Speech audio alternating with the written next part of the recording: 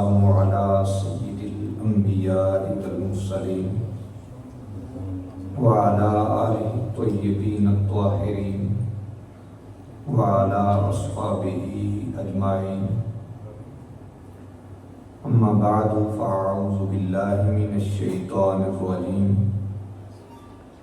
بسم الله الرحمن الرحيم. هو الذي بعث في الأميين رسولا منهم يتلو عليهم آياته ويزكيهم ويعلمهم الكتاب والحكمة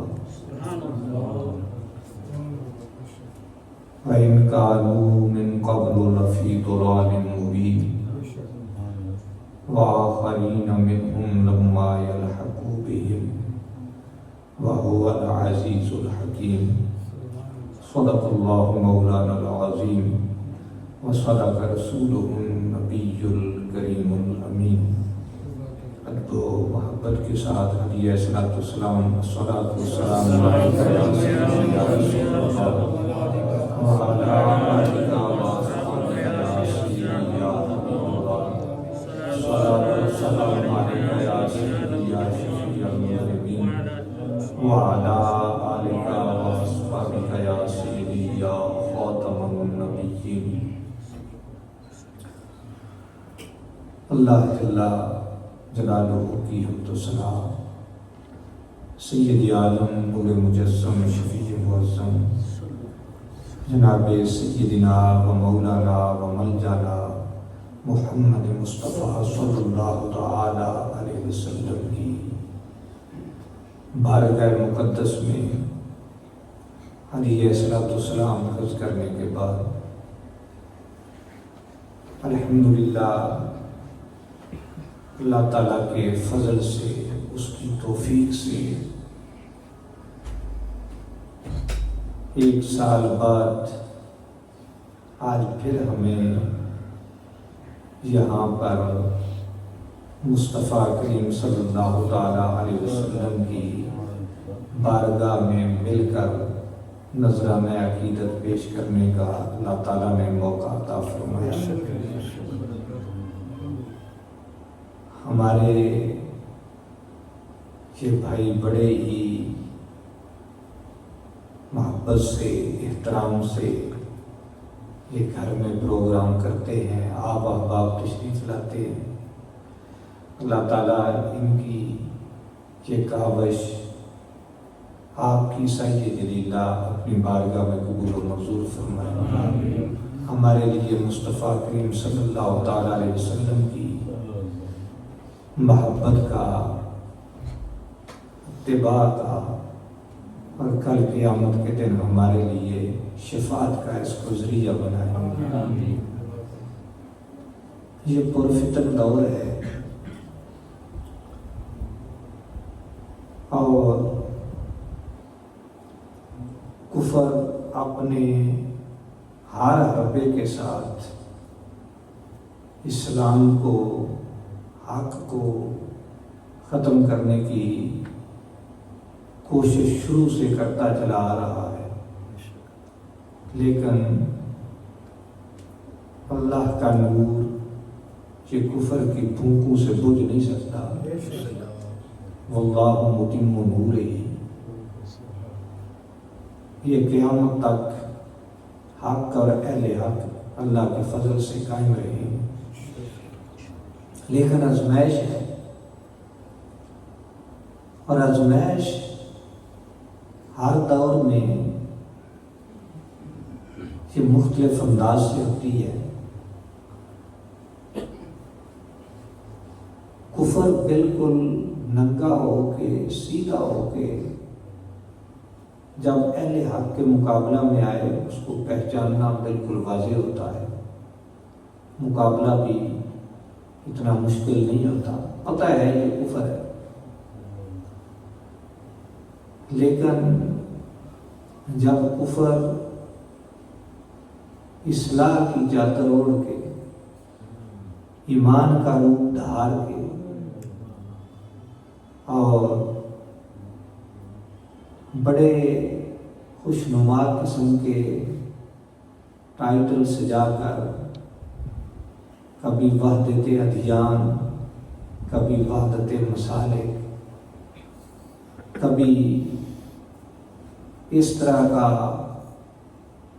ٹائٹل لے کے کہ سب مسلمان ایک ہی ہے، کوئی اختلاف نہیں ہے، کوئی کچھ نہیں ہے، ہر کوئی جہاں لگا ہوا ہے وہ بالکل درست ہے، کسی کو کچھ نہ کہو، یہ وہ چیزیں ہیں جو اسلام کی بنیاد کو ختم کرنے والی ہیں۔ اب لوگ سمجھتے ہیں کہ یہ بڑی خوشنما چیزیں ہیں کہ سارے لوگوں کو ایک ہو جانا چاہیے، سارے مسالک کو ایک ہو جانا چاہیے۔ کچھ کہتے ہیں کہ مولوی ہیں، انہوں نے اپنی روزی کے لیے لوگوں کو لڑایا ہوا ہے، ہر کسی کا اپنا ایک نظریہ ہے۔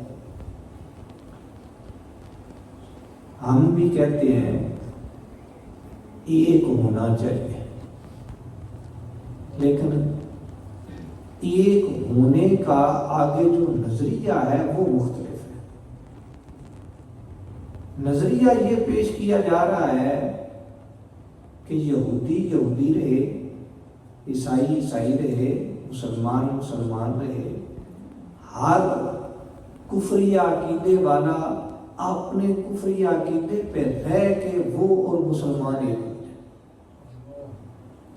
اب یہ کفر اور اسلام کو مکس کرنے والی بات ہے، تو جب کفر اور اسلام کو مکس کیا جائے گا تو وہ جو معلوم تیار ہوگا وہ خالصتاً کفر ہوگا، وہ اسلام نہیں ہوگا۔ بے شک ایک ہونا ہے تو کفر چھوڑ دو، اسلام میں آ جاؤ، ایک ہو جاؤ۔ ہم بھی کہتے ہیں، ہم کہتے ہیں ہماری دعوت ہے اسلام کی پوری انسانیت کو دعوت ہے۔ رسول اللہ صلی اللہ تعالی علیہ وسلم صرف ایک طبقے کے لیے، ایک علاقے کے لیے، ایک زمانے کے لوگوں کے لیے نبی اور رسول بن کے تشریف نہیں لائے۔ آپ کی رسالت عامہ ہے، ساری دنیا کے انسانوں کے لیے دعوت ہے کہ سب کفر چھوڑو، مسلمان ہو جاؤ، مصطفیٰ کریم صلی اللہ علیہ وسلم کی غلامی کا پٹا گلے میں ڈالو، آپ کی اتباع و اطاعت اختیار کرو، ایک ہو جاؤ۔ کیوں نہیں ہوتے؟ وہ کہتے ہیں نہیں، کافر رہ کے ہمیں بھی ساتھ بنا۔ یہ اسلام کی جڑیں کاٹنے والی بات ہے۔ ان لوگوں نے نہ اسلام کو سمجھا، اور مسلمانوں نے واللہ عالم کیسے ان نظریات کو قبول کر لیا، اور یہ تعلیم کالجز کے اندر، یونیورسٹی کے اندر، یہ نئی تہذیب کے اندر ہے۔ ان کے نزدیک ہے کہ بھئی یہ سارا کچھ ختم کر کے، اصل میں یہ کفار کا ایجنڈا ہے، یہ وحدت ادیان۔ اسلام کی بنیاد باطل کے ابطال اور حق کے احقاق پر ہے، ایک کرنے پہ نہیں ہے۔ اسلام ایک کرتا ہے مسلمان کا، کافر کو کافر رکھتے ہوئے اسلام مسلمانوں کے ساتھ نہیں ملاتا۔ آپ کلمہ طیبہ پہ دیکھ لیں، کلمہ طیبہ میں پہلے ہے لا الہ۔ جتنے بھی معبودان باطلہ ہیں، لوگوں نے جتنے بھی جھوٹے خدا بنائے ہوئے ہیں، سب سے پہلے ان کی نفی، یہ سب جھوٹے ہیں، یہ سب باطل ہیں، کوئی معبود پر حق نہیں ہے الا اللہ، سوائے اللہ وحدہ لا شریک۔ پہلے جتنے جھوٹے دین ہیں، جھوٹے عقیدے ہیں، جھوٹے نظریات ہیں، اسلام نے ان کی نفی کیا، ان کا ابطال کیا ہے، بعد میں جا کے آپ کا اس بات کیا۔ اسلام کی تو بنیاد اس پر ہے کہ پہلے جھوٹے کو جھوٹا کہنا ہے، باطل کو باطل کہنا ہے۔ آپ اس وقت تک مسلمان نہیں ہو سکتے جب تک آپ کلمہ نہیں پڑھیں گے، اور کلمہ سمجھ کے پڑھنا ہے۔ تو اس میں سمجھ کے کیا پڑھنا ہے؟ جتنے وہ غلط مذہب ہیں، جھوٹے مذہب ہیں، سب کو پہلے جھوٹا کہنا، یہ باطل ہے۔ اور معبود پر حق وحدہ لا شریک ہے، اس کی وحدانیت، اس کی الوہیت، اس کا پھر اعتراف کرتا ہے۔ تو یہ کیسے ہو سکتا ہے کہ کفر اور اسلام کو مکس کر کے اور کہو وحدت ادیان؟ یہ اسلام کو ختم کرنے کی بدترین سازش ہے، اور یہ مسلمانوں کے ہاتھوں سے اس کو استعمال کیا جا رہا ہے۔ دوسرا، اس سے آگے خطرناک مسئلہ وہ یہ وحدت مسالک کا ہے۔ یہ مسالک جو ہیں، یہ مختلف فرقے جو ہیں، ان کو بھی ایک کرنا کہ یہ سارے مسلمان ہیں، دعویٰ سب کا اسلام کا ہے، لیکن کچھ بد مذہبی میں حد کفر کو پہنچے ہوئے، کچھ گمراہی کی حد تک ہے، جن کا عقیدہ، جن کا ایمان درست ہے، وہ صرف اور صرف اہل سنت والجماعت ہے۔ باقی اہل سنت والجماعت کے علاوہ جتنے ہیں وہ سب گمراہ ہیں۔ اب گمراہی کی آگے سٹیجیں ہیں، اور کچھ حد کفر و ارتداد تک ہیں، کچھ صرف گمراہی تک ہیں۔ اس پہ دلیل کیا ہے؟ دلیل یہ ہے کہ رسول اللہ صلی اللہ تعالیٰ علیہ وسلم نے ارشاد فرمایا، یہ مختلف کتب حدیث کے اندر حدیث پاک موجود ہے، صحیح ستہ میں، جامع ترمذی، اس طرح دیگر کتب میں بھی ہے۔ حدیث مبارک مختلف کلمات کے ساتھ ہے۔ خلاصہ یہ ہے کہ آپ صلی اللہ تعالیٰ علیہ وسلم نے فرمایا کہ بنی اسرائیل کے 72 فرقے ہوئے، میری امت کے 73 ہوں گے، ایک کے سوا سب جہنمی ہوں گے، ایک جنتی ہوگا۔ اب صحابہ کرام رضی اللہ تعالیٰ عنہ، انہوں نے آپ کی بارگاہ میں عرض کیا کہ وہ جو جنتی ہوں گے وہ کون ہوں گے، ان کی علامت؟ تو یہ حدیث پاک کا جملہ ہے کہ آپ صلی اللہ تعالیٰ علیہ وسلم نے فرمایا، ما انا علیہ و اصحابی، جس پر میں ہوں اور میرے صحابہ ہیں، وہ عقائد، وہ نظریات، وہ طریقہ، وہ راہ۔ آپ نے فرمایا جس پر میں ہوں اور میرے صحابہ ہیں، جو اس طریق پر ہوں گے، ان نظریات کے حامل ہوں گے، ان عقائد کے جو ہے نا وہ ساتھ عقیدہ رکھنے والے ہوں گے، وہ جنتی ہوں گے۔ باقی سب کے متعلق آپ نے فرمایا کہ وہ جہنمی ہوں گے۔ اب یہاں پر امام ربانی حضرت سیدنا مجدد الفسانی الشیخ احمد سرہندی فاروقی قدس اللہ تعالیٰ اسرارہ، ان کا عاصم بھائی ذکر بھی کر رہے تھے، آپ نے مکتوبات شریف کے اندر ایک نکتہ اٹھایا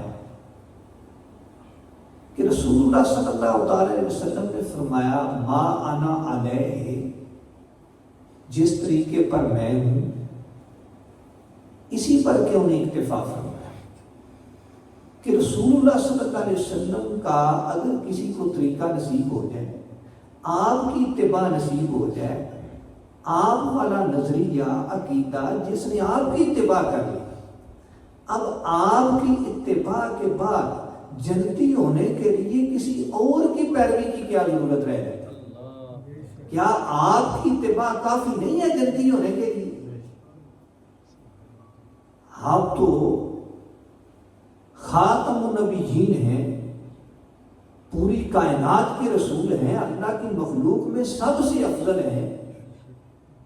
آپ صلی اللہ علیہ وسلم کی اگر کسی کو اتباع نصیب ہو جائے، آپ کے نقش قدم پہ چل پڑے، تو پھر کسی اور کی اتباع کی اسے کیا ضرورت ہے کہ صرف آپ نے ما انا علیہ پر اکتفا نہیں فرمایا، ساتھ وہ صحابی بھی فرمایا کہ ساتھ میرے صحابہ کی بھی اتباع کریں۔ آپ کی اتباع کافی نہیں تھی، تو آپ فرماتے ہیں وجہ یہ ہے،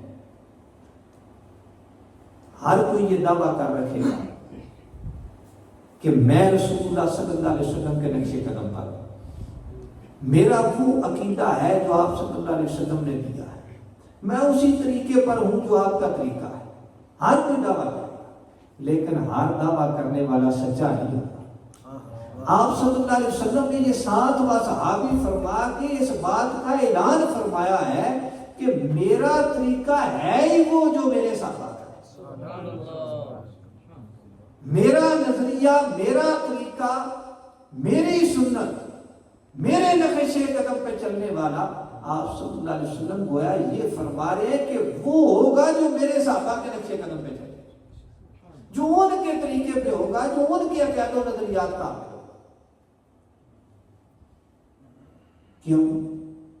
آپ صلی اللہ علیہ وسلم نے قرآن، اپنے ارشادات، پوری دین اسلام کی تعلیم علماً عملاً تزکیتاً صحابہ کرام کو عطا فرمائی۔ اس دولت کے اولین حاملین ہیں ہی وہی، تو یہ سارا کچھ تو آپ نے ان کو عطا فرمایا، انہوں نے براہ راست رسول اللہ صلی اللہ علیہ وسلم سے یہ سارا کچھ لیا۔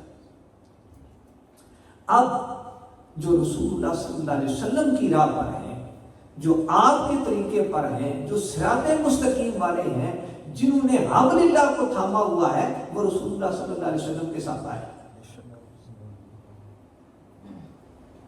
جو میں نے آیات مقصہ پڑھی ہے، رب تعالیٰ ارشاد فرماتا ہے هو الذی بعث فی الامیین رسولا منہم، اللہ وہ ذات ہے کہ جس نے امیین کے اندر انہی میں سے بڑی عظمت و شانوں والے رسول کو مبعوث فرمایا۔ آج یہ مسئلہ بھی گردش کر رہا ہے کہ لفظ امی بول کے تو معاذ اللہ اوپر یہ حرزہ سرائی کرنی کہ آپ صلی اللہ علیہ وسلم نہ لکھنا جانتے تھے، نہ پڑھنا جانتے تھے،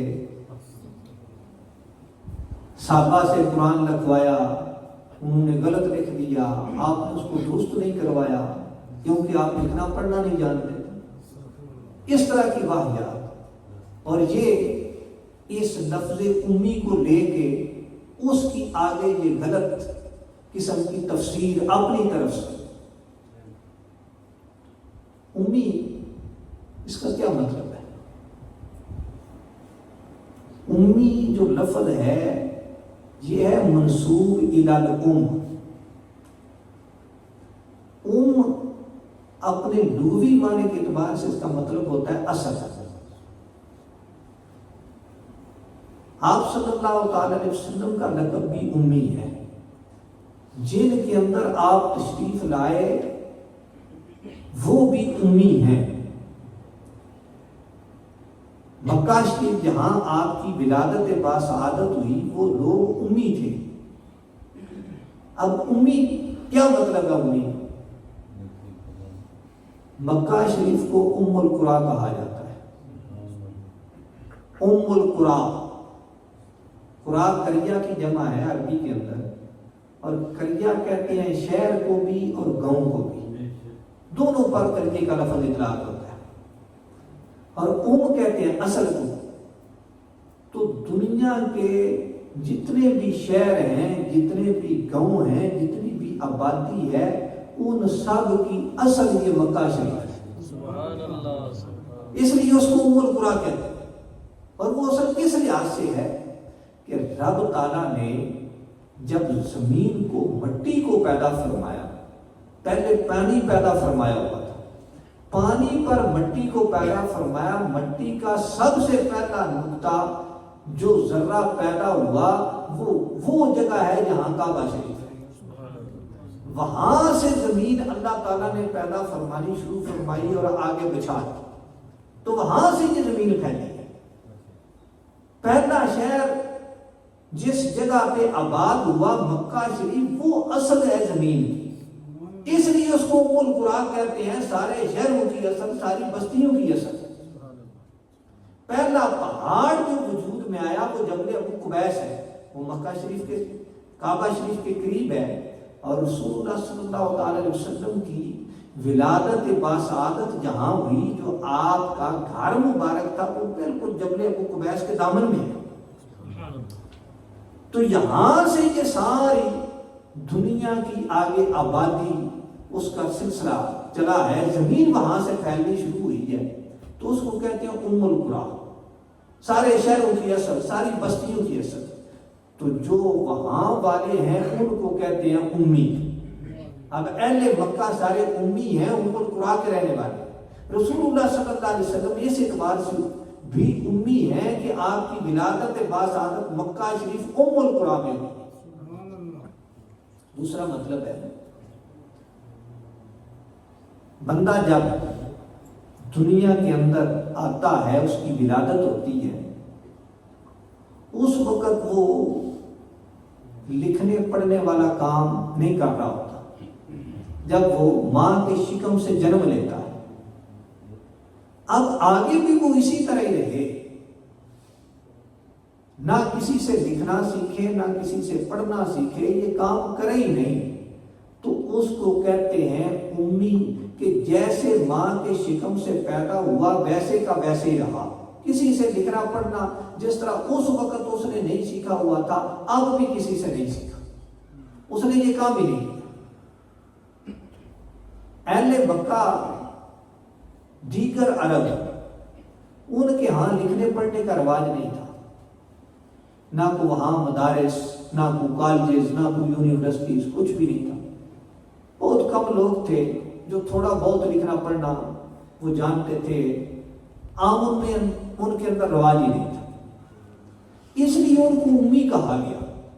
اور رب تعالیٰ نے فرمایا ہو اللہ جی باسا فل امیین، اللہ وہ ذات ہے جس نے ان امیوں کے اندر بڑی عظمت و شان والے رسول کو بھیجا.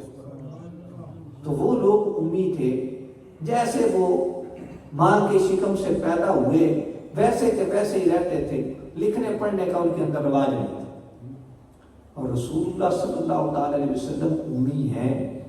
آپ نے کسی سے نہ لکھنا سیکھا ہے نہ کسی سے پڑھنا سیکھا ہے. آپ اس معنی میں امی نہیں ہیں کہ آپ کو لکھنے کا علم نہیں ہے، پڑھنے کا علم نہیں ہے، نہ لکھنا جانتے ہیں نہ پڑھنا جانتے ہیں، یہ بالکل بکواس ہے. آپ نے کسی سے نہ لکھنا سیکھا ہے نہ کسی سے پڑھنا سیکھا.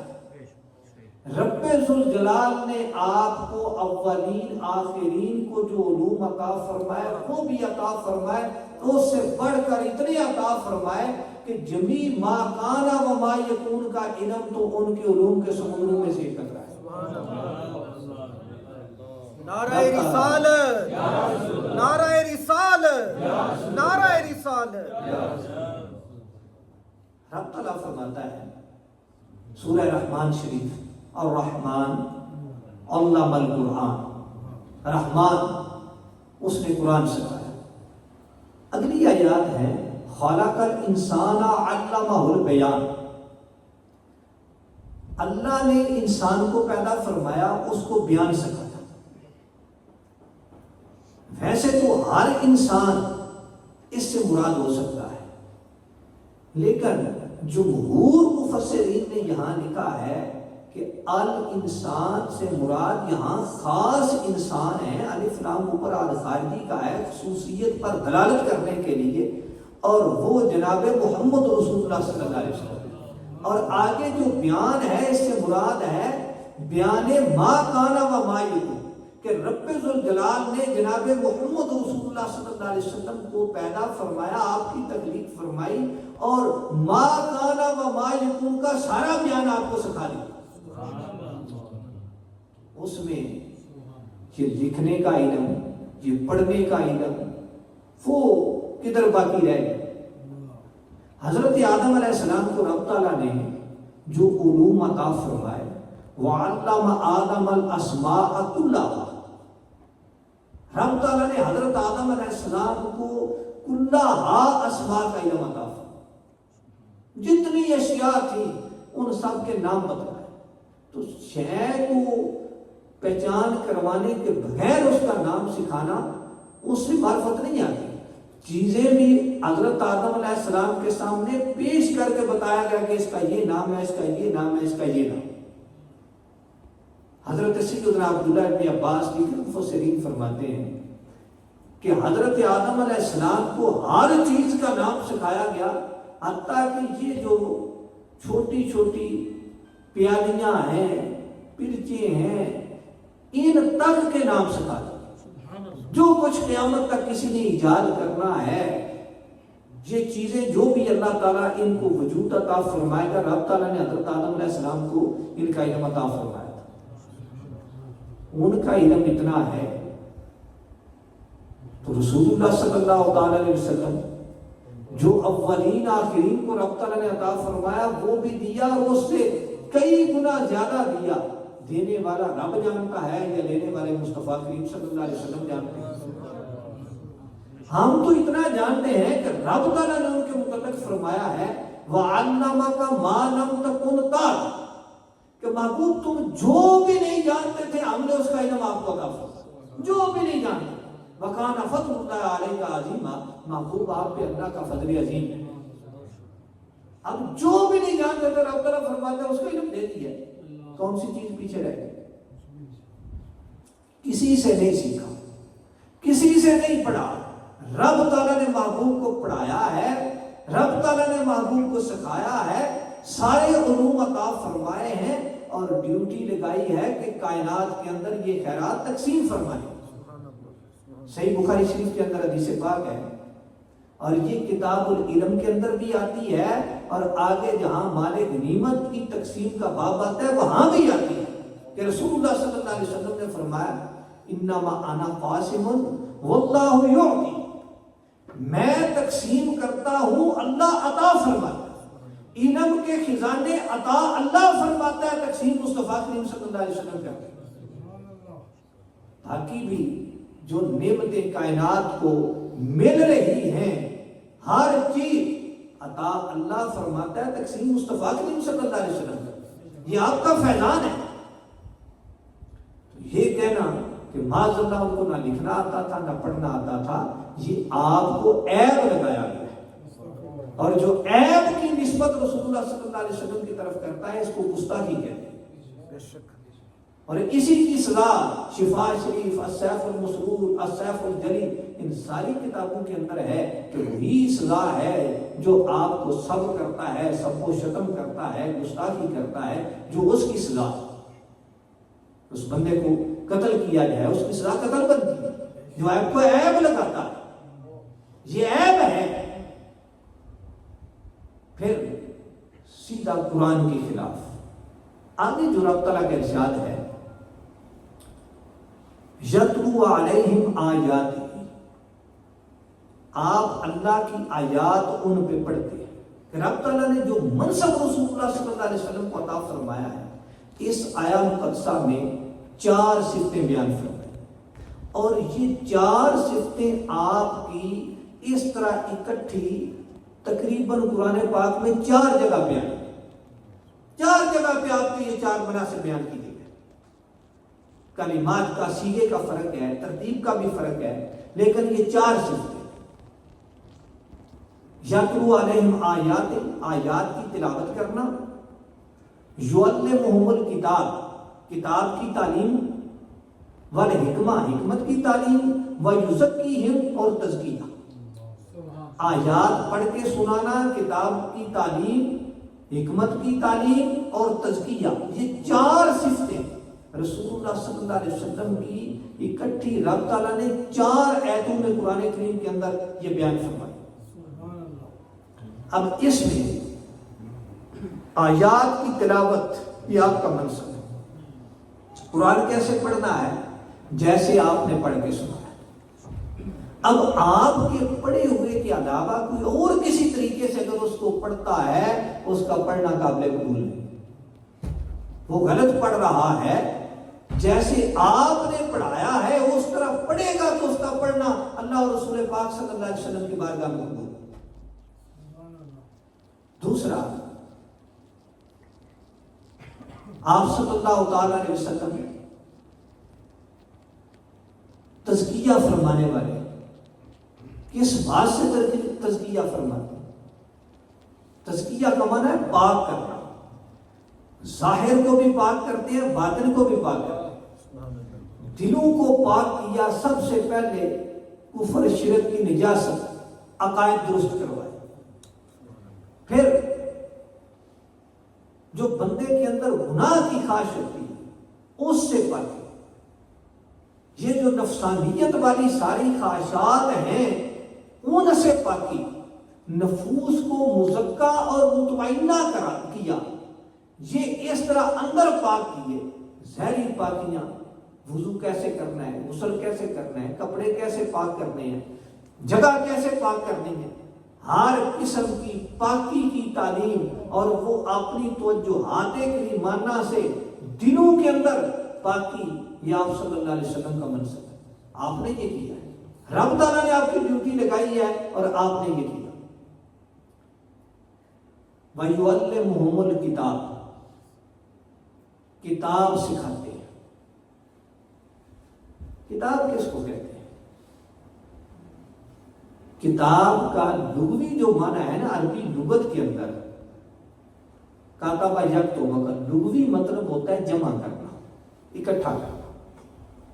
یہ جو کتاب ہوتی ہے یہ بھی الفاظ اور ان پر دلالت کرنے والے نقوش، یہ جو ہم لکھتے ہیں وہ سارے اکٹھے کیے ہوئے ہوتے ہیں۔ اسی سے کتیبہ نکلا ہے، لشکر کو کہتے ہیں، وہ سارے بندے فوج کی صورت میں اکٹھے ہوتے ہیں۔ اب کتاب، یہ کتاب ہے، اس کے اندر کیا ہے؟ یہ سارے نقوش لکھے ہوئے ہیں، اسی کا مجموعہ ہے۔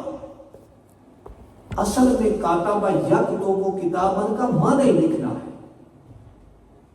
جمع کرنا، لکھنا۔ لغوی اعتبار سے اس کا مطلب بنتا ہے کہ لکھنا کیسے ہے یہ سکھاتے ہیں۔ یعلمہم الکتاب، لکھنا کیسے ہے یہ سکھاتے ہیں۔ اور یہ صرف لغوی معنی نہیں، یہاں یہی تفسیر حضرت سیدنا عبداللہ ابن عباس رضی اللہ تعالی عنہ نے اس آیت کی بیان فرمائی ہے۔ تفسیر قرطبی کے اندر یہ روایت موجود ہے کہ یعلمہم الکتاب اے علم الخط، کہ رسول اللہ صلی اللہ علیہ وسلم کتاب سکھاتے ہیں، لکھنا کیسے ہے لکھنے کی تعلیم دیتے ہیں۔ وہ کہتا ہے ان کو لکھنا آتے نہیں ہے، رب تعالیٰ فرماتا ہے لکھنا سکھانے کے لیے میں نے محبوب کو بھیجا ہے کہ کیسے تم نے لکھنا ہے۔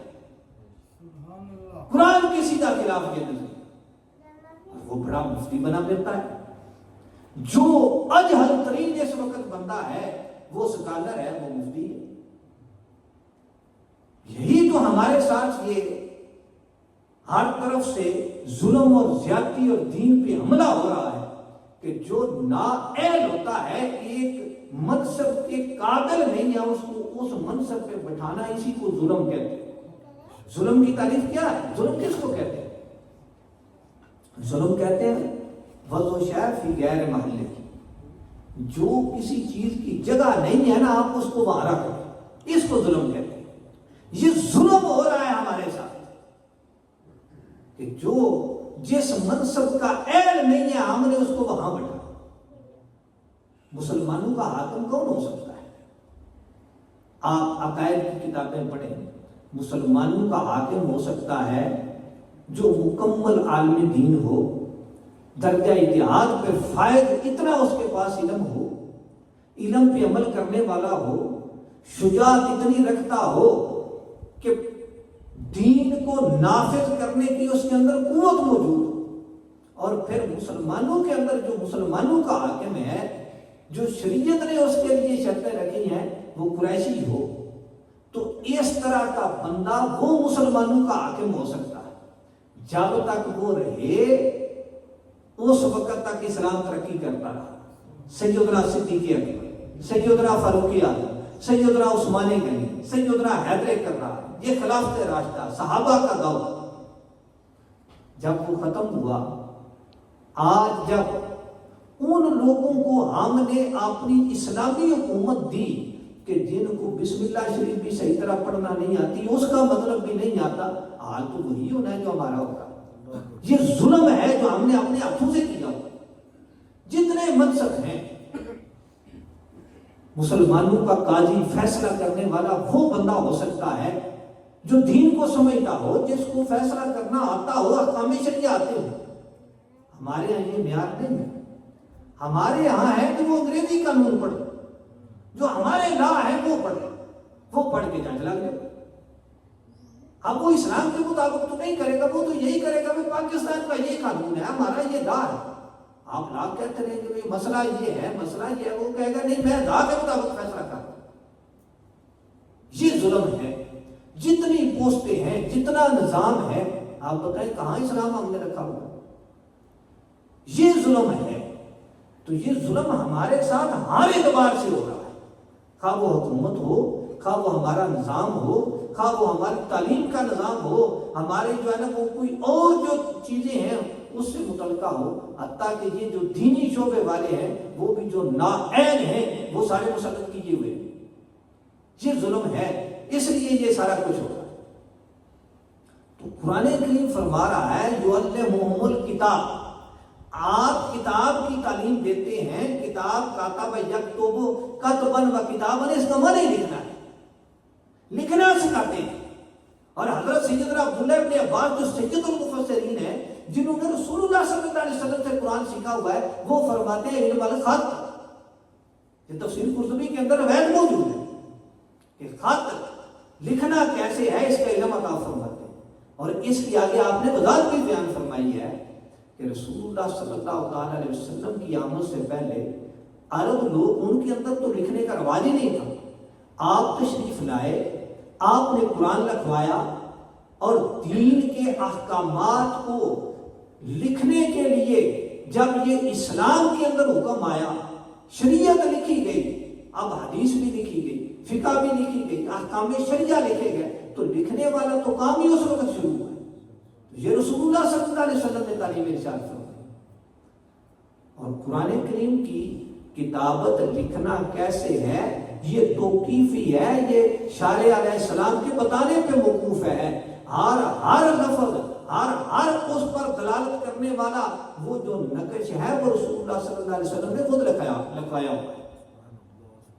یہ کسی نے اپنی مرضی سے نہیں لکھا۔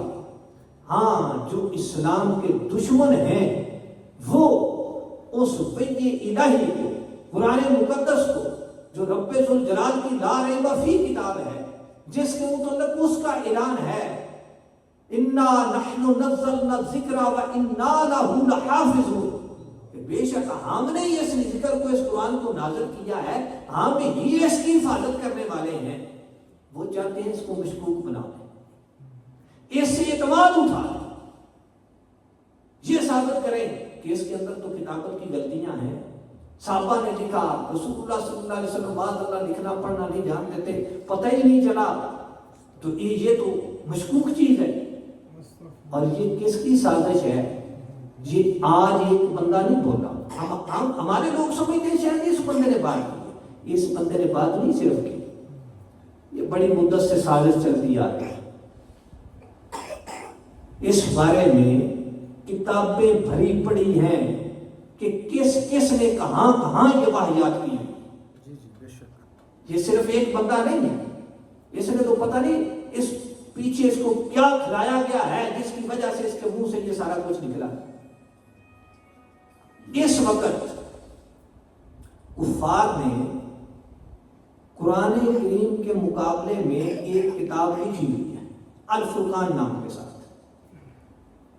قرآن کریم کا چیلنج ہے کہ اگر تم سمجھتے ہو یہ اللہ کی کتاب نہیں ہے، وَإِن كُنتُمْ فِي رَيْبٍ مِّمَّا نَزَّلْنَا عَلَىٰ عَبْدِنَا، اگر تمہیں شک ہے جو ہم نے اپنے بندے پہ نازل کیا ہے اس بارے میں، اس کو اللہ کی کلام نہیں تم یقین کرتے، فَأْتُوا بِسُورَةٍ مِّن مِّثْلِهِ، تو اس کی مثل ایک سورت لاؤ۔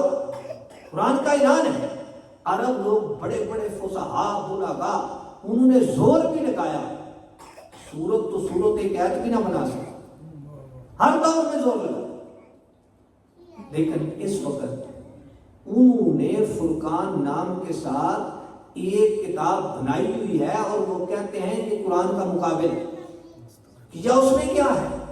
قرآن کی آیات کو لے کے، کلمات قرآنیہ لے کے کچھ اس کے اندر اپنا کفر ڈال کے تو وہ ایک عبارت بنا کے وہ سمجھتے ہیں ہم نے قرآن کا مقابل بنا دیا.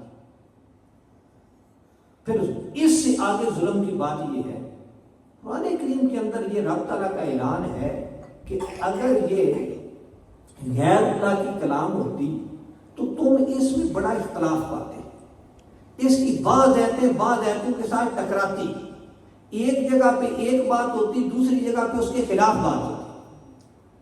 اب قرآن کے حق ہونے کی، اللہ کا کلام ہونے کی، سچا ہونے کی جو رب تعالیٰ نے دلیل بیان فرمائی ہے وہ یہ ہے کہ قرآن آپس میں ٹکراتا ہے. لیکن ظلم کی بات یہ ہے کہ کراچی یونیورسٹی سے اس بات پہ جو ہے نا وہ مقالہ پی ایچ ڈی یا ایم فل کا یہ پاس ہوا ہے، اس زلیل نے یہ لکھا ہے کہ قرآن کی تقریباً 500 آیات ایک دوسرے کے ساتھ ٹکراتی، اور اس پر یہ پاکستان کے اندر جو ہے نا وہ اس کو جو ہے نا وہ ڈگری دی. کہاں سے ظلم ہو رہا ہے؟ اس وقت پوری مہم چلائی جا رہی ہے کالجز کی سطح پر، یونیورسٹیز کی سطح پر، اوپر والی یہ جتنے وہ اپنے آپ کو سکالر سمجھتے ہیں، جو داعیہ بنا رہے ہیں لوگوں کو خدا کے وجود کا انکار، قرآن کے کلام الہی ہونے کا انکار، بڑی تیزی کے ساتھ مسلمانوں کو کافر بنایا جاتا ہے. حتیٰ کہ یہ جو فیکٹریز ہیں اس کے اندر وہ ان کے اعلیٰ کار لوگ موجود ہیں جو مزدوروں تک کو جو ہے وہ کافر بنا رہے ہیں، داعیہ بنا رہے ہیں. ایسے لوگ میرے پاس آئے، انہوں نے جو ہے نا وہ اپنے جو اشکالات تھے لوگوں نے ان کو گمراہ کیا ہوا تھا خدا کے وجود کے منکر. ایک بندہ آیا، اس نے مجھ سے یہ سوالات کیے کہ اور اس نے کہا کہ اگر اللہ کے وجود پہ مجھے کوئی دلیل دے دو تو میں مان جاؤں گا. تو میں نے وہی دلائل رکھے جو ہمارے ائمہ نے شروع سے بیان کیے ہوئے تھے. اللہ تعالیٰ نے اس پہ فضل فرمایا، وہ بندہ رونے لگا اور اس نے میرے سامنے کلمہ پڑھا اور مسلمان ہوا، الحمدللہ وہ اسلام پہ قائم ہے. اور اس نے بتایا کہ ہماری فیکٹری کے اندر جو ہمارا اوپر فور مین ہے وہ داعیہ ہے اور وہ باقاعدہ تبلیغ کرتا ہے اسلام کو چھوڑنے کی. تو اس طرح یہ ہمارے ملک کے اندر ہو رہا ہے.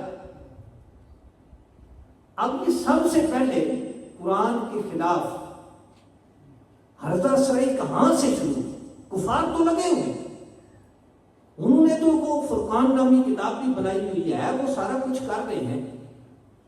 اب قرآن پہ حملہ کیسے ہوا؟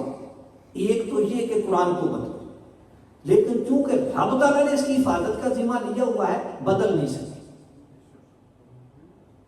پہلے جب صحابہ اکرام رضی اللہ تعالی عنہم کا دور تھا،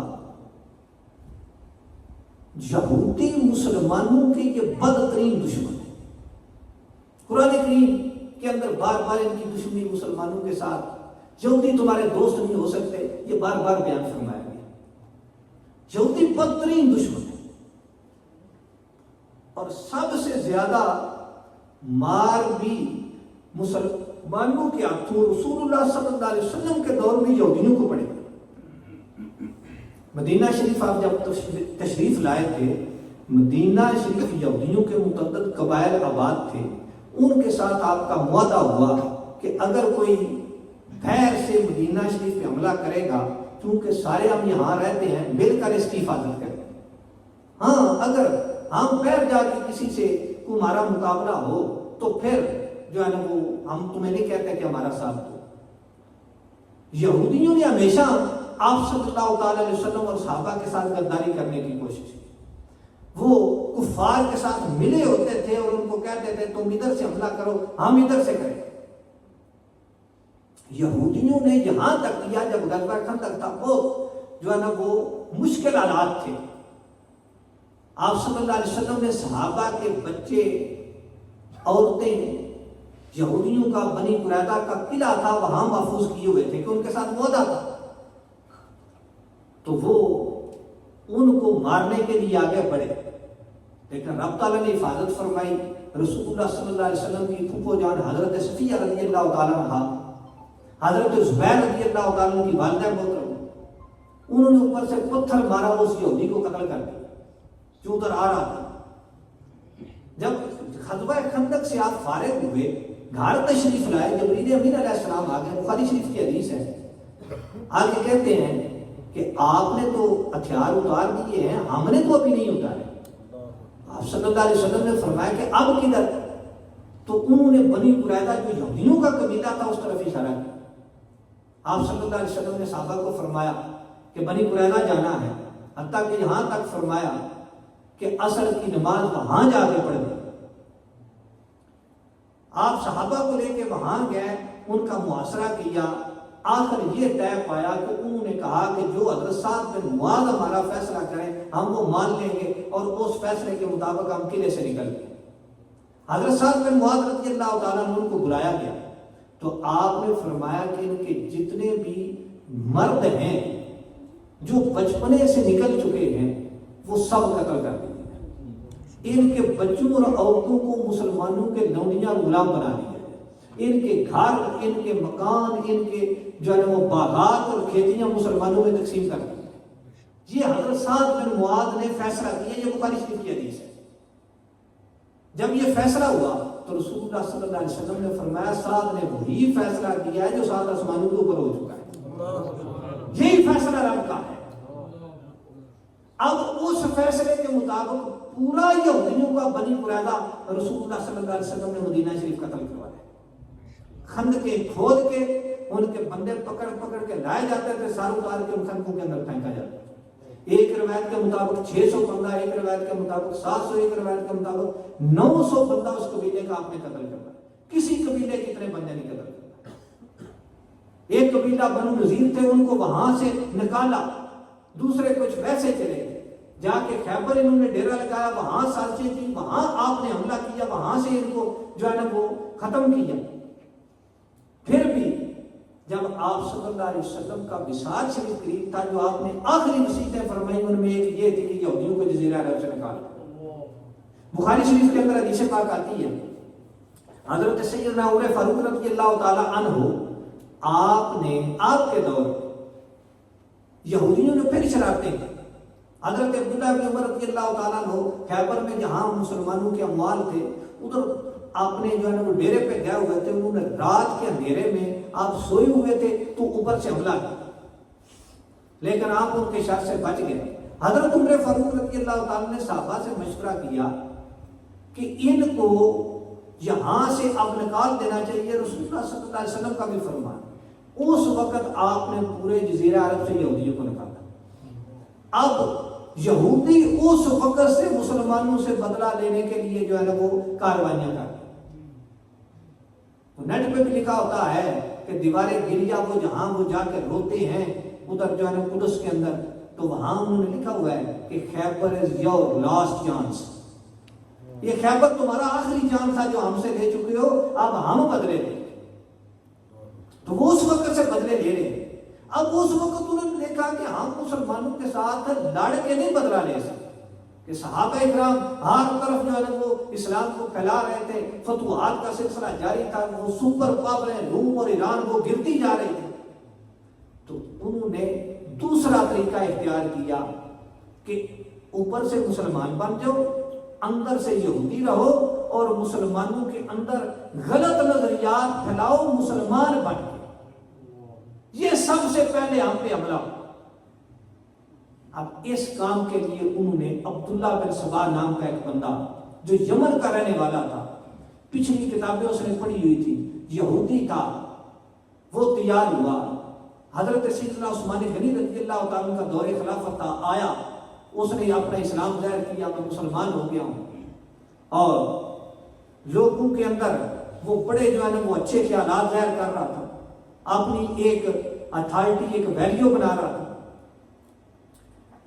آخر اس نے یہ کیا، جب اس کا کچھ تعارف ہوا، لوگ اس کے قریب آنا شروع ہوئے، تو اس نے یہ کرنا شروع کر دیا کہ حضرت عثمان غنی رضی اللہ تعالیٰ عنہ ان کا فلاں جو گورنر ہے وہ اچھا نہیں ہے، اس میں یہ کمزوری ہے، فلاں کے اندر یہ کمزوری ہے، اور مسلمانوں کے اس طرح ذہن جو ان کی حکومت اسلامیہ تھی اس کے خلاف کرنے شروع کرتے کرتے کرتے کرتے حضرت عثمان غنی رضی اللہ تعالیٰ کا زمانہ 12 سال کا دور خلافت.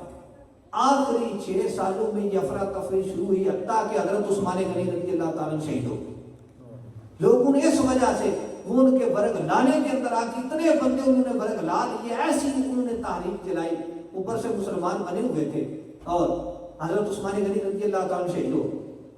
شہادت کے بعد وہی لوگ جو شہید کرنے والے تھے جب حضرت علی رضی اللہ تعالیٰ خلیفہ بنے سب ان کی بیعت کر کے ان کے لشکر کے اندر آ کے بیٹھے. رات کی تاریکی میں انہوں نے شہید کیا تھا, بندہ مدین تھا نہیں. اب وہ سارے لوگ جو بلوائی تھے حضرت علی رضی اللہ تعالیٰ کے لشکر, صحابہ کرام رضی اللہ تعالیٰ عنہ وہ بڑے پریشان تھے. حضرت عثمان غنی وہ اس طرح مظلومانہ ان کی شہادت حضرت علی رضی اللہ تعالیٰ سے عرض کرتے تھے کہ قاتل آپ کے لشکر میں ہیں, ان سے بدلہ لو, قصاص. حضرت علی رضی اللہ تعالیٰ نے کوشش فرمائی لیکن وہ فتنہ اتنا پھیل چکا تھا کہ وہ کنٹرول سے باہر ہو رہا تھا. تو آپ فرماتے تھے کہ پہلے سارے میرے ساتھ ملو, پہلے حکومت مضبوط کریں, پھر ان کو دبوچیں, یہ فتنہ بہت لمبا ہو گیا. اسی کھینچا تانی میں وہ ساتھ اپنا کام کر رہے تھے. ادھر غلط بات جو ہے نا وہ اپنی طرف سے جوڑ کے حضرت علی رضی اللہ عنہ کو سناتے تھے کہ انہوں نے جو ہے نا وہ یہ کیا, ادھر ان کو سناتے تھے.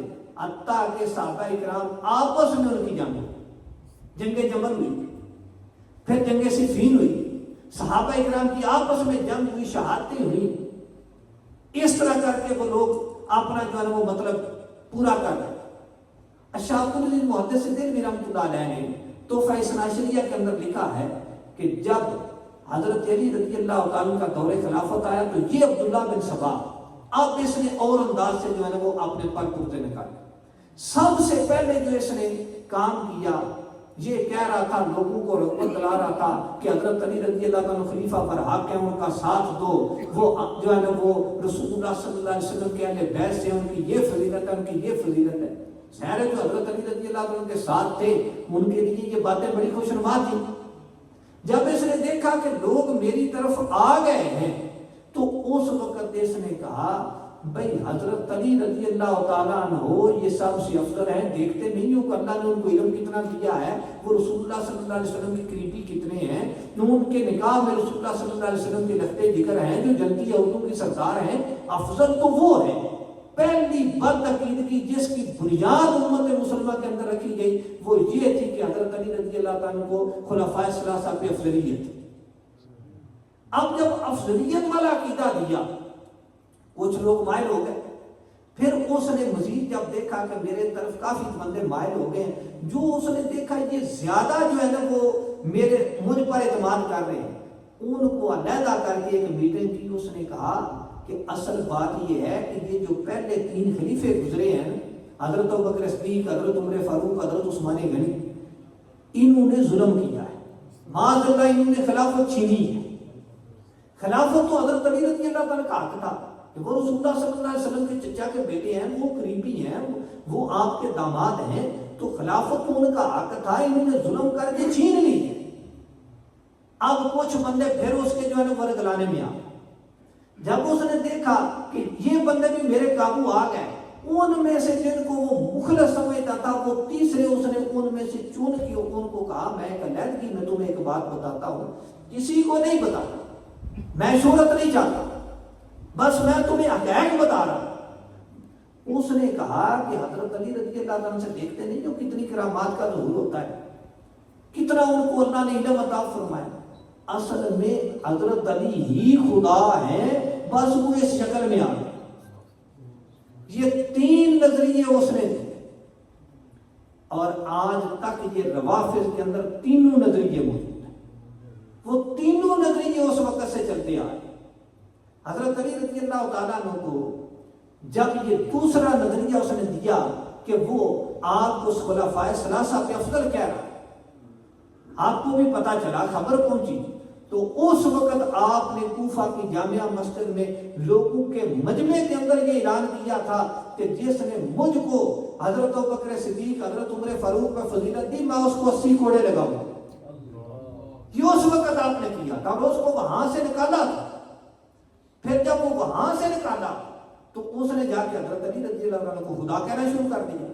پھر آپ کو خبر پہنچی, آپ نے بلا کے اس کو سمجھایا, لیکن وہ سمجھا نہیں.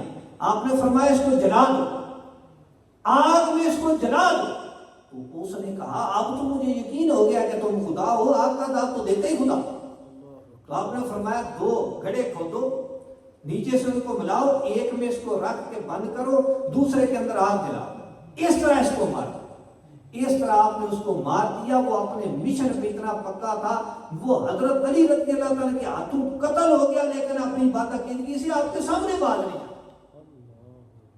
یہ باتیں صرف اہل السنہ کی کتابوں میں نہیں، یہ رافضیوں کی کتابوں میں ہم سے زیادہ لکھی، ان کی رجال کشی ہے، اس کے اندر یہ بڑی تفصیل کے ساتھ یہ سارا کچھ لکھا ہوا ہے۔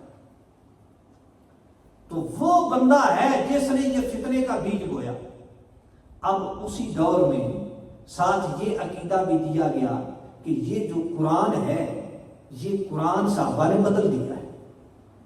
یہ آج یہ بندہ بات نہیں کر رہا، میں کہا یہ قرآن تو صحابہ نے بدل دیا ہے، انہوں نے اصل میں خلافت چھینی ہے، انہوں نے جو ہے نا وہ ظلم کیا ہے، تو انہوں نے جو ہے اہل بیت کی فضیلت میں صورتیں تھیں وہ ساری نکال دی ہیں اور انہوں نے بدل دیا ہے، یہ قرآن اصل ہے ہی نہیں۔ یہ روافض کا عقیدہ ہے کہ یہ قرآن اصلی نہیں ہے، یہ قرآن سارا بدلا ہوا ہے۔ روافض کا عقیدہ ہے، وہ کہتے ہیں کہ عثمان نے قرآن لکھا ہے، معاذ اللہ عثمان کو تو لکھنے ہی نہیں آتا تھا، کتابت کی غلطیاں اس کے اندر۔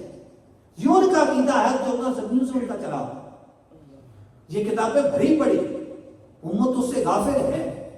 میں نے یہ کتابیں اسی لیے آگے رکھی کہ میں آپ کو یہ دکھاؤں کہ یہ کہاں کہاں لکھا ہوا ہے۔ میں ایک دو حوالہ دکھا دیتا ہوں۔ پہلے تو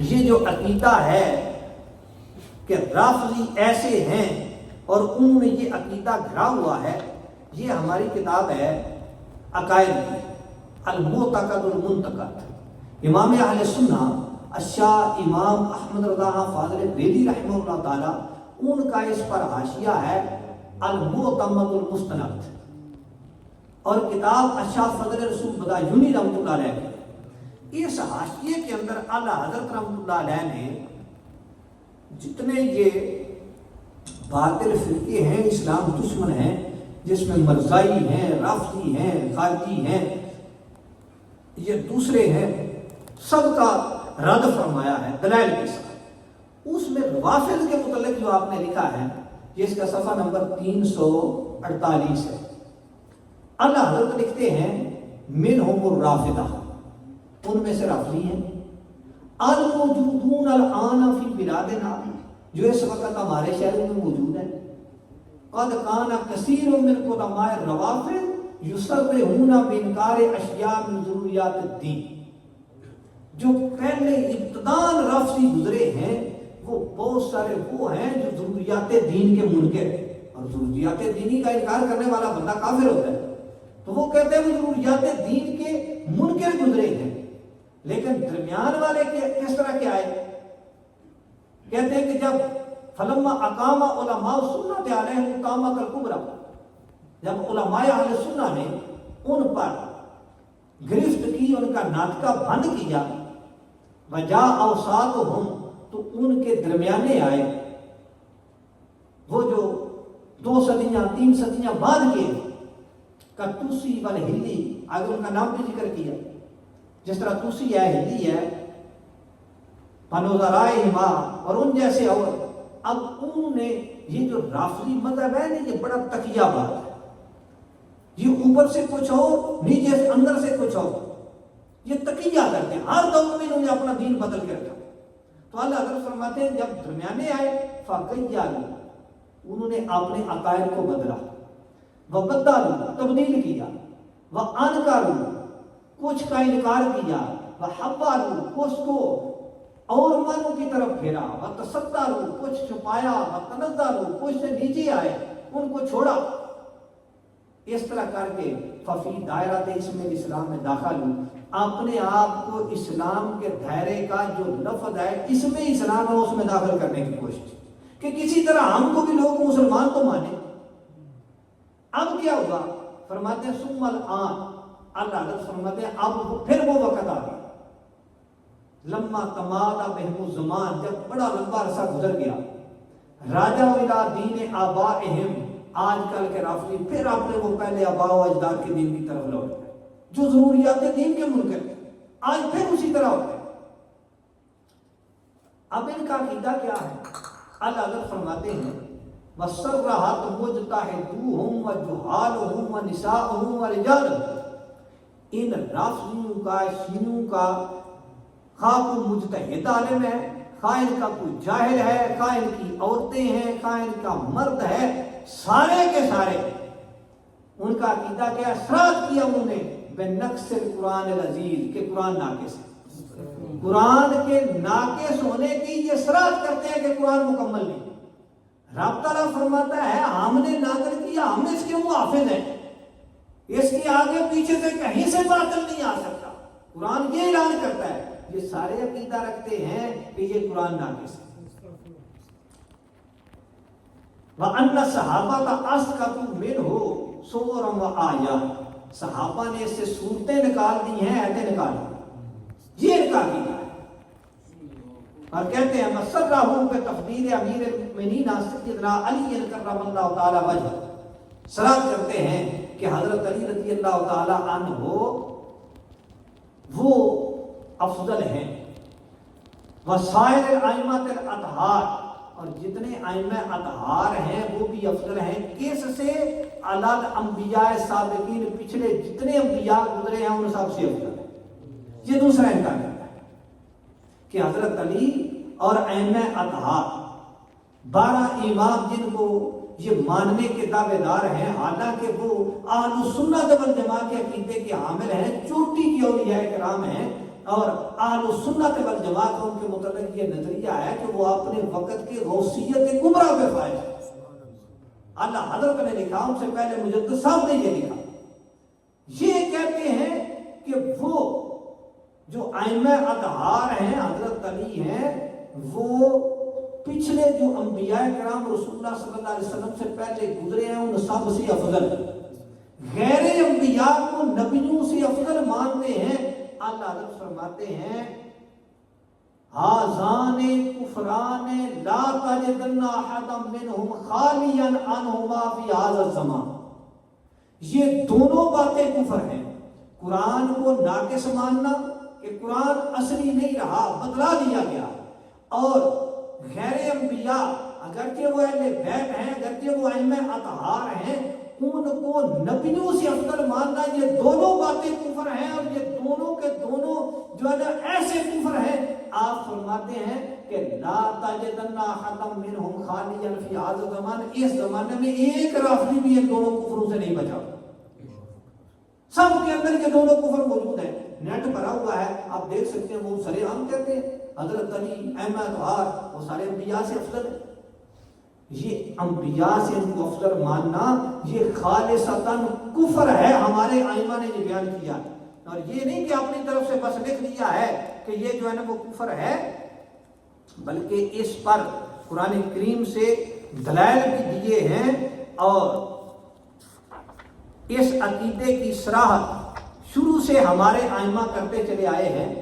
اسی کتاب کے پیچھے صفحہ نمبر 216 پر قاضی یاز مالکی اندرسی رحمۃ اللہ تعالی علیہ جو صدیوں پہلے گزر گئے، شفا شریف ان کی کتاب ہے، اس میں انہوں نے لکھا وَكَذَلِكَ نَقْطَعُ بِتَكْفِيرِ غُلَاةِ الرَّفَضَةِ فِي قَوْلِهِمْ إِنَّ الْأَئِمَّةَ أَفْضَلُ مِنَ الْأَنْبِيَاءِ، یہ جو رافضی کہتے ہیں نا کہ ائمہ انبیاء سے افضل ہیں، ہم ان کی اس بات پر ان پر قطعی کفر کا حکم لگاتے ہیں، یہ قطعی کفر ہے کہ غیر انبیاء کو نبیوں سے افضل مانو۔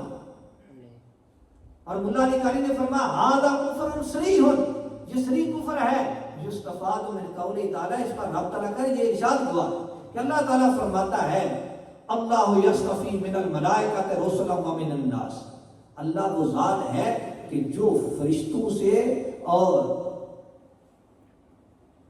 انسانوں سے رسولوں کو چنتا ہے، تو اللہ نے فرشتوں سے رسول چنے ہیں، انسانوں سے رسول چنے ہیں، وہ اللہ کے برگزیدہ ہیں، اللہ کے چنے ہوئے ہیں، تو ان پر دوسروں کو افضل کہنا یہ ان کی اہانت ہے، توہین ہے، اس لیے فرماتے ہیں کہ یہ خالص کفر ہے، تو یہ کفریہ عقیدہ ہے۔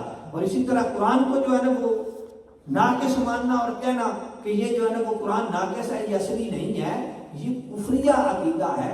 اور یہ نہیں کہ اللہ حضرت نے اپنی طرف سے لکھ دیا ہے، یہ دونوں کتابیں رافضیوں کی ہیں۔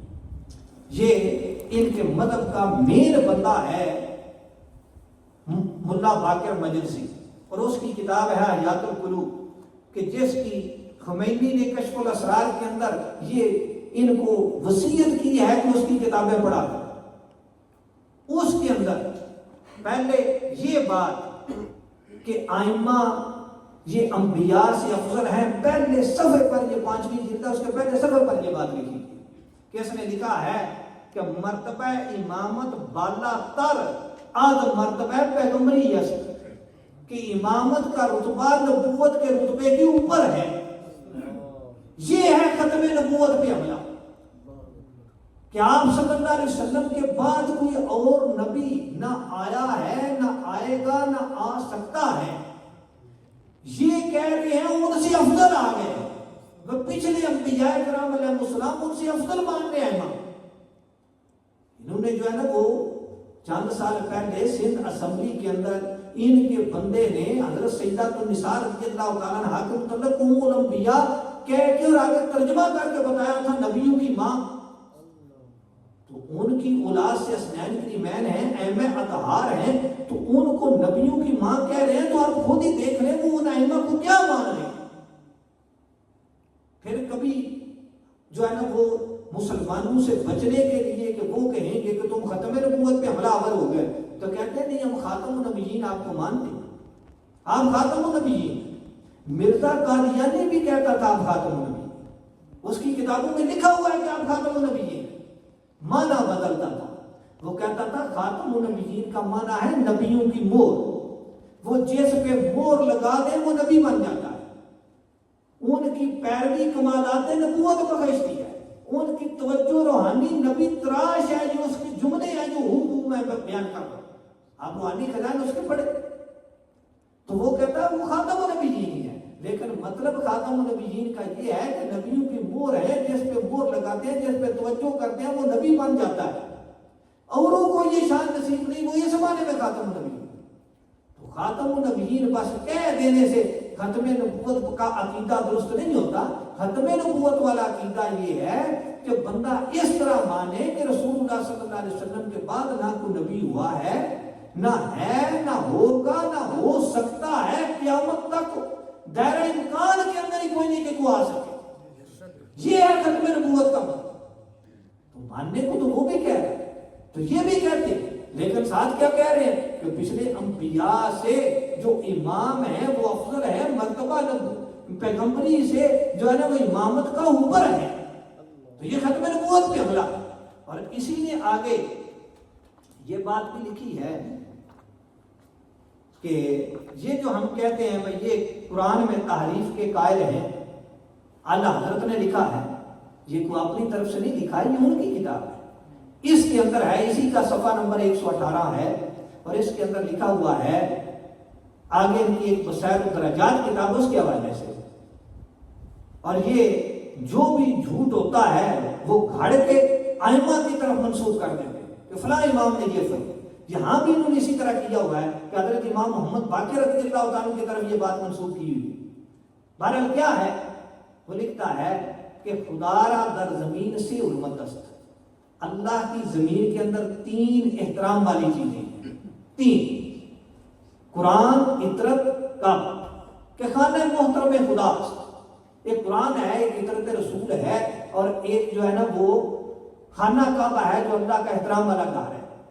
آگے لکھتا ہے اما قرآن را پس تحریف کردند و تغییر دادند، ایک پر قرآن اس کے اندر تحریف کر دی گئی ہے، اس کو بدل دیا۔ یہ ان کی کتابوں کے اندر لکھا، ایک نے نہیں لکھا، ان کے ہر ایک نے لکھا ہوا ہے۔ سینکڑوں کتابیں ان کی جو بھری پڑی ہیں اس کی جو ہے وہ پاس، حتیٰ کہ یہ جو ہے اس کے اندر اس نے لکھا ہوا ہے یہ بات کہ حضرت عثمان غنی نے قرآن لکھا اور ان کو لکھنا نہیں آتا تھا معاذ اللہ، تو انہوں نے کتابت کی غلطیاں کی ہیں، اور قرآن کے اندر یہ کتابت کی غلطیاں موجود ہیں۔ یہ ان کی کتاب کے اندر لکھا ہوا ہے الانوار النعمانیہ، ان کا جو نعمت اللہ جزائری اس کا مصنف ہے، اس بندے کا شاگرد ہے، اور یہ بندہ باقر مجلسی یہ آج سے کوئی 3-4 صدیاں پہلے کا، اور یہ سارے ادھر کے نہیں ہیں، یہ ایرانی اور اس علاقے کے ہیں، اور یہ چھپی ہوئی بھی کتابیں ادھر کی، تو اس کے اندر یہ سارا کچھ لکھا ہوا ہے۔ اور اس نے جو ہے نا وہ واضح طور پہ یہاں پہ لکھا ہے کہ یہ کہتا ہے کہ قرآن کریم اس کے متعلق تو ہماری اخبار مستفیضہ ہیں جو دلالت کرتی ہیں کہ قرآن کے اندر تحریف ہو چکی ہے۔ اور آگے جا کے اس نے لکھا ہے کہ یہ جو تم کہتے ہو بھائی قرآن کے اندر یہ جو کلمات عام جو عربی کی کتابت ہے اس سے جدا طریقے سے ملتے ہیں، تو وہ کہتا ہے وَمِن ثُمَّ تَرَىٰ قَوَاعِدَ خَطِّهِ تُخَالِفُ قَوَاعِدَ الْعَرَبِيَّةِ، یہ وجہ ہے اصل کہ قرآن کا خط عربی کے جو قواعد ہیں اس کے خلاف ہے، کہ لکھنے والے حضرت عثمان غنی کے اوپر وہ ساری بات کرتا چلا ہے۔ تو کہتا ہے کبھی جو ہے مفرد والی با ہوتی ہے تو اس کے آگے الف لکھا ہوتا ہے، جمع والی ہوتی ہے تو لکھا نہیں ہوتا۔ تو اب جو ہے نا وہ سنی کہہ دیتے ہیں وَسَمُّوهُ رَسْمَ الْخَطِّ الْقُرْآنِي، کہ یہ رسم خط قرآنی، یہ قرآن اس طرح لکھا جاتا ہے۔ تو کہتا ہے وَلَمْ يَعْلَمُ أَنَّهُ مِنْ عَدَمِ اطلاع عثمان عَلَى قَوَاعِدِ الْعَرَبِيَّةِ وَالْخَطِّ، ان کو پتہ ہی نہیں ہے کہ معاذ اللہ حضرت عثمان کو قواعد عربیہ ہی نہیں آتے تھے، لکھنا ہی نہیں آتا تھا، اس لیے انہوں نے غلط لکھا۔ تو یہ جو لوگ ہیں آج حکومت پہ یہ مسلط جو ہے نا وہ بڑی بڑی پوسٹوں کے اندر پورے ملک کو انہوں نے یرغمال بنایا ہوا ہے، ان کو پوچھنے والا ہی کوئی نہیں، ہماری قوم کو پتہ ہی نہیں ہے، کوئی بیان کرنے کے لیے تیار نہیں ہے، وہ دبوچ لیں گے۔ آج یہ حالت بنی ہوئی، کچھ سننے کے لیے تیار نہیں ہے، لیکن یہ بات سنانا ہماری مجبوری ہے کہ ہم نہ آگاہ کریں گے تو کون کرے گا؟ اس لیے آپ پریشان نہ ہو، کچھ نہیں ہوتا، ہاں جی اللہ تعالیٰ فضل کرے گا۔ لیکن یہ باتیں بتانا کہ ایک بندے نے وہ حرزہ سرائی کی ہے، ساری قوم اٹھ کھڑی ہے، اس نے بکواس کی ہے، لیکن وہ عقیدہ نہیں ہے۔ میں یہ بتانا چاہتا ہوں کہ یہ بیماری کہاں سے چلی ہوئی، کس نے یہ ڈاکہ زنی کی ہوئی ہے، ذرا اس کو بھی تو پہچانو۔ بیماری جب تک جو ہے نا وہ اس کی تشخیص نہ ہو علاج نہیں ہو سکتا۔